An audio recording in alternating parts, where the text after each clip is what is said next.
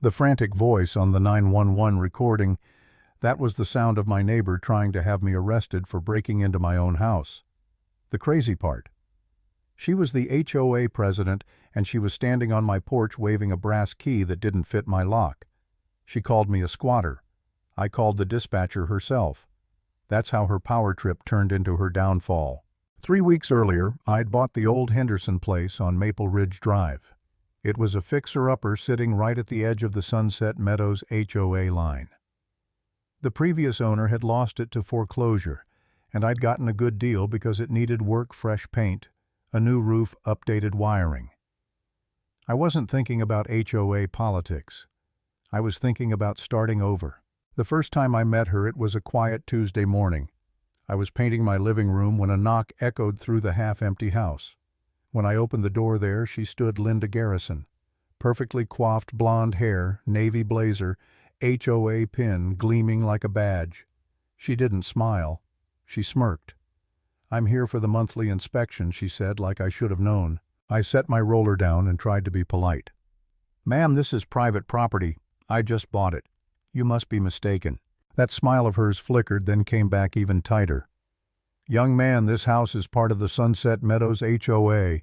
We have inspection rights to every home in our community." She held up that brass key like she was unveiling a sacred relic. "This master key gives me access." I almost laughed. "With all due respect, the closing documents say otherwise. My property line ends right before your HOA boundary." She waved a manicured hand at me. "I don't need to see your documents. I've been HOA president for 8 years. I know every house here." Then she stepped closer, that key aimed at my lock. I took a breath and stood my ground.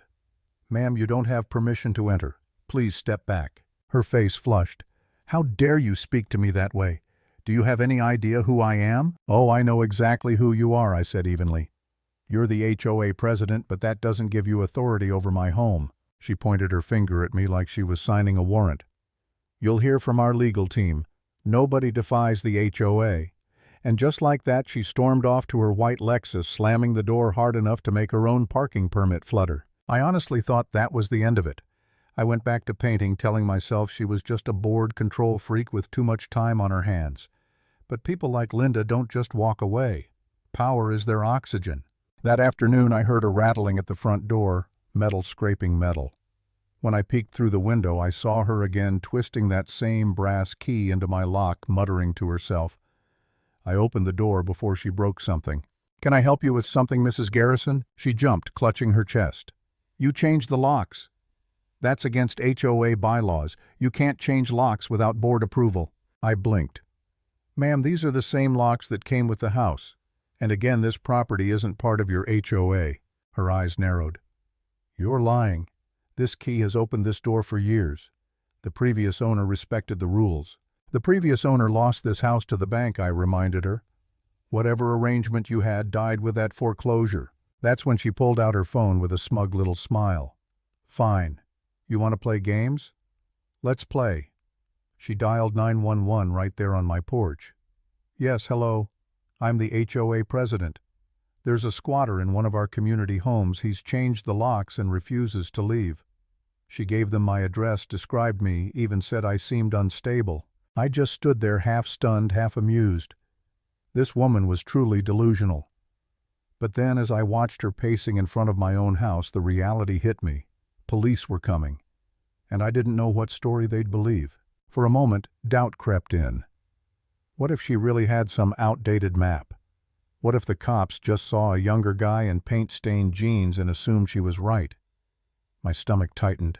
I felt powerless in my own home. Then I remembered there was one person who could cut through the chaos. I pulled out my phone and called a number I knew by heart. "County Dispatch, Sarah speaking." "Hey, Sarah, it's David Morrison." My voice shook a little, but I steadied it. "I think we might have a situation here." Sarah Martinez had been my best friend since high school. She'd worked dispatch for 5 years, sharp, calm, unshakable. "David, what's going on?" "There's a woman outside, HOA president, saying I'm squatting in my own home. I think she just called 911 on me." "Linda Garrison?" she asked instantly. White Lexus, blonde hair that doesn't move. I exhaled. "That's the one. Hang on." I heard typing. "Okay. I've got the parcel pulled up." Yep, you're outside the HOA. It's never been part of Sunset Meadows. You're clean, David. I'm marking this as a potential false report. Thank God, I said quietly. 2 officers are already en route, she continued. I'll make sure they know the situation before they arrive. Keep your documents ready, and maybe invest in some security cameras. Sounds like this lady has boundary issues. I laughed nervously. You have no idea? As I hung up, I looked out the window again. Linda was still out there pacing, phone pressed to her ear, waiting for her backup. Her lips were moving fast, her gestures theatrical. She looked like a director trapped in her own bad play. 10 minutes later, 2 police cruisers pulled up. Linda sprinted toward them, heels clacking like gunfire. Officers. Thank goodness you're here, she pointed dramatically. That man is trespassing on HOA property. But instead of rushing to grab me, the officers walked right past her. Mr. Morrison, one of them asked. That's me, I said, holding up a folder of paperwork. Linda froze. Wait, what? Why are you talking to him? He's the squatter. Ma'am, please step back, the second officer said patiently. We'll sort this out. But I'm the one who called. I'm the HOA president. We're aware, the first officer replied evenly. Please step back. I handed over my documents, closing papers, deed boundary survey. They reviewed everything carefully. Mr. Morrison, Officer Johnson said your property line ends here. He pointed at the survey. And the HOA jurisdiction begins 50 feet down the road. Linda's voice cracked. That's impossible. I have a master key. The previous owner gave us access. Do you have any written documentation granting HOA control over this address? Officer Pike asked. I don't need documentation, she snapped. I've been president for 8 years. I know every house in this community. The officer's expression didn't change. Mrs. Garrison, having a key to someone's home doesn't give you the right to enter it.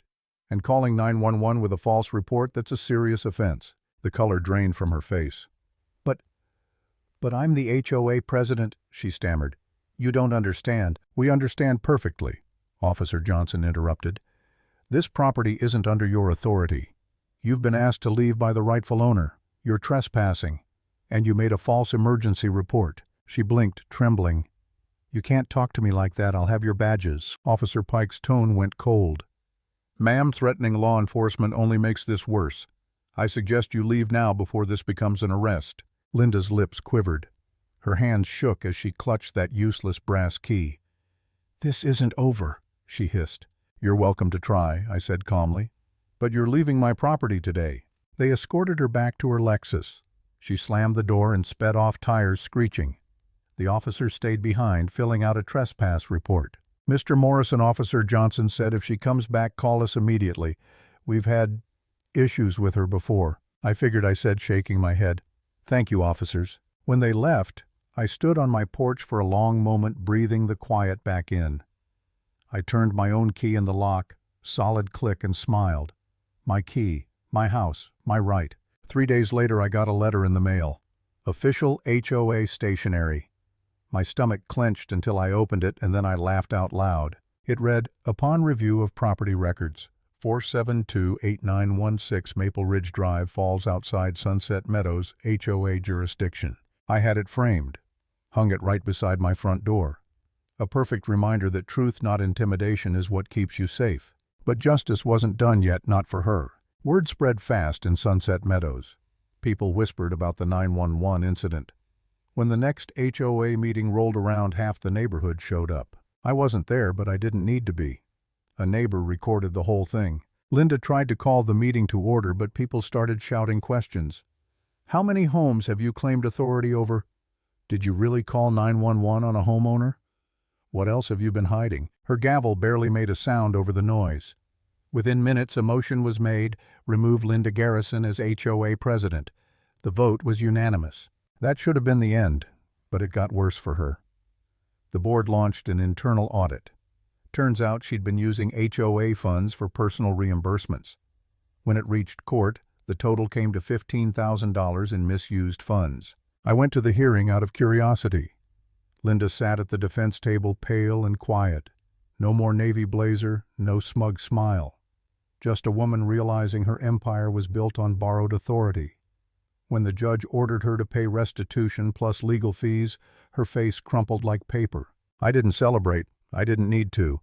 I walked out of that courtroom knowing one thing: she could keep her fancy titles, her brass keys, her desperate need to control everything. Because in the end, the only key that ever mattered was the one that opened my door. Lesson learned. You don't fight power with noise, you fight it with proof. Calm truth and a lock that only your key can open.